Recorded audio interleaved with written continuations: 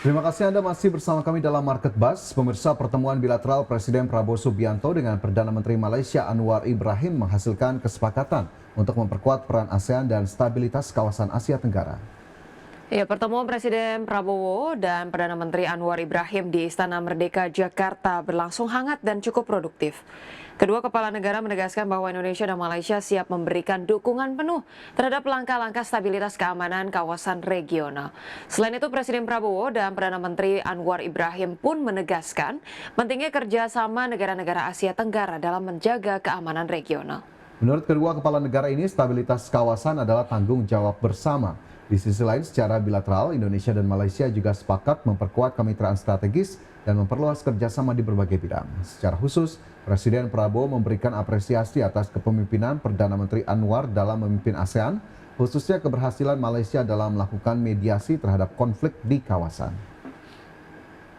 Intinya kita ingin menyelesaikan selalu dengan konsultasi, mediasi, saya ulangi, konsultasi, negosiasi, musyawarah. Saya kira itu prinsip kita. Lagi kita negara yang kan latar belakang sama, budaya, agama, satu rumpun, satu budaya. Ya, terima kasih. Terima kasih. Thank you to you.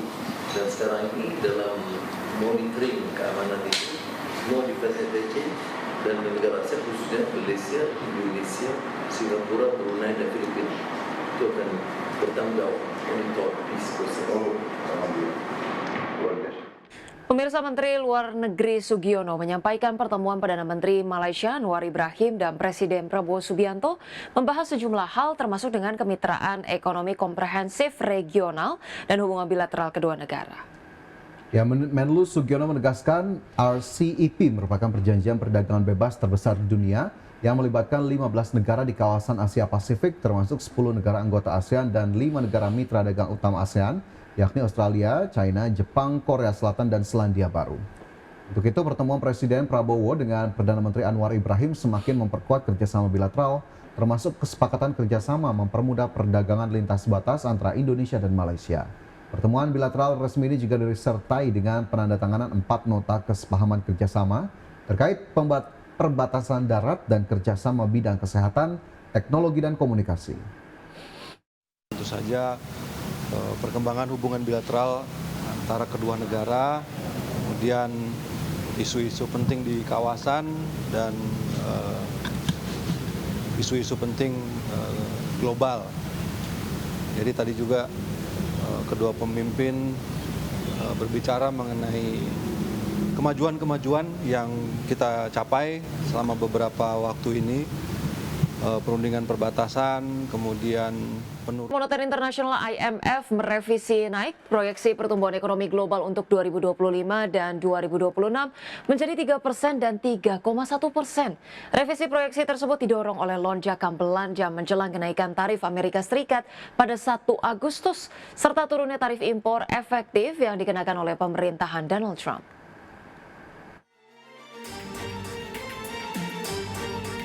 Dana Moneter Internasional atau IMF merevisi naik proyeksi pertumbuhan ekonomi global untuk 2025 dan 2026 yang didorong oleh lonjakan belanja menjelang kenaikan tarif Amerika Serikat pada 1 Agustus serta turunnya tarif impor efektif yang dikenakan oleh Amerika Serikat. Dalam laporan World Economic Outlook edisi Juli 2025, IMF menaikkan proyeksi pertumbuhan global 2025 sebesar 0,2% menjadi 3% dan 2026 naik 0,1% menjadi 3,1%. Meski demikian, angka tersebut masih lebih rendah dari proyeksi awal Januari sebesar 3,3% dan rata-rata historis pra-pandemi sebesar 3,7%. Sementara itu, inflasi global diperkirakan menurun ke 4,2% pada 2025 dan 3,6% pada 2026. Namun IMF menilai inflasi di Amerika Serikat masih beresiko tetap tinggi akibat dampak tarif terhadap harga konsumen pada paruh kedua tahun ini. Dalam laporannya, IMF menyebut ketidakpastian global terbilang masih tinggi meskipun tarif impor efektif yang dikenakan Amerika Serikat mengalami penurunan. Di sisi lain, IMF memperingatkan bahwa perekonomian global masih menghadapi risiko besar, termasuk potensi kembalinya tarif tinggi, ketegangan geopolitik dan defisit fiskal yang meningkat, yang dapat mendorong kenaikan suku bunga serta memperketat kondisi keuangan global. Berbagai sumber IDX Channel.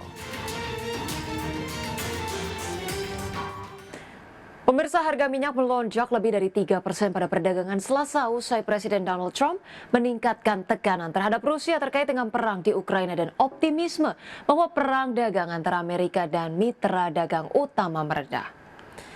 Minyak mentah berjangka Brent ditutup melambung 3,53% menjadi $72,51 Amerika per barrel. Sedangkan minyak mentah berjangka West Texas Intermediate melesat 3,75% menjadi $69,21 per barrel. Kedua kontrak tersebut mencapai level tertinggi sejak 20 Juni lalu. Adapun pada Selasa, Trump mengatakan akan mulai mengenakan tarif dan langkah-langkah lain terhadap Rusia jika Moskow tidak membuat kemajuan dalam mengakhiri perang di Ukraina. Selain itu, Menteri Keuangan Amerika Serikat Scott Bessent mengatakan telah memberitahu para pejabat China bahwa Beijing dapat menghadapi tarif tinggi jika melanjutkan pembelian minyak Rusia.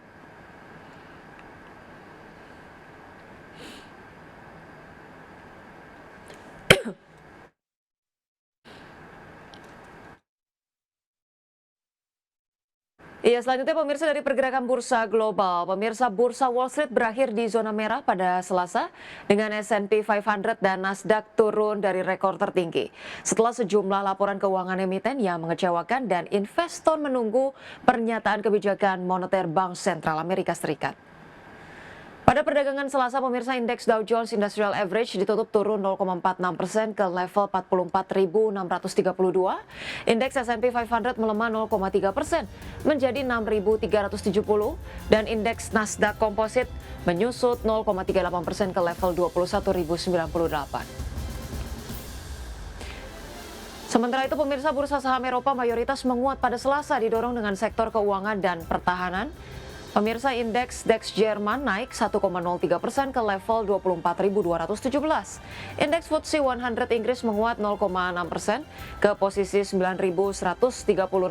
Kemudian pemirsa, indeks CAC Prancis mengalami kenaikan 0,72% ke level 7.857.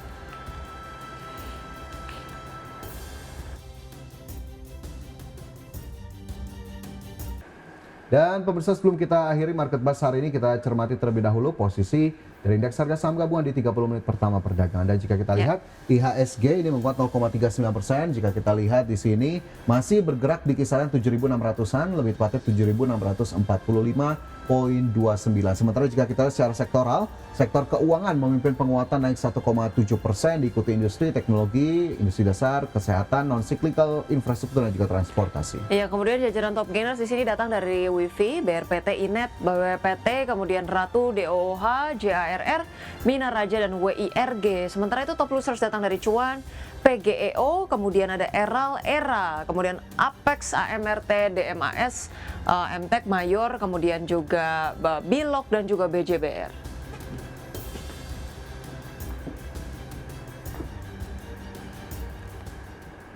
Baik pemirsa, 60 menit sudah kami menemani Anda dalam Market Buzz. Semoga pembahasan hari ini dapat menjadi referensi dan sumber informasi untuk Anda. Dan tetap perbaharui informasi Anda hanya di IDX Channel, your trustworthy and comprehensive investment reference. Jangan lupa saksikan IDX First Session Closing yang tayang pada pukul 12 waktu Indonesia Barat. Dan karena urusan masa depan harus terdepan, aku investor saham. Saya Fajar Wayon dan rekan saya Rosalin Cio. Pemirsa, kami pamit undur diri. Terima kasih dan sampai jumpa.